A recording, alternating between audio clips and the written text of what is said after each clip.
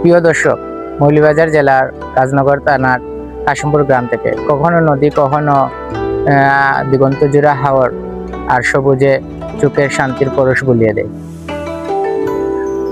আসুন আপনাদের ঘুরে ঘুরে দেখাই এই গ্রামের সৌন্দর্য ও মানুষের জীবনধারা। এক পাশে নদী আর এক পাশে হাওর, এর মধ্যখানে একটি গ্রাম আমাকে প্রবলভাবে আকর্ষণ করলো। দেখে আমার শৈশবের সেই স্মৃতিগুলোর কথা মনে পড়ে গেল। এমন স্মৃতি আপনারা কখনো কোথায় পাবেন না গ্রাম ছাড়া। আসলে শৈশবের স্মৃতিগুলো অনেক সুন্দর এবং প্রাণবন্ত, যা আমার আজ বড় হওয়ার পর মিস করি। এভাবে পরন্ত বিকালে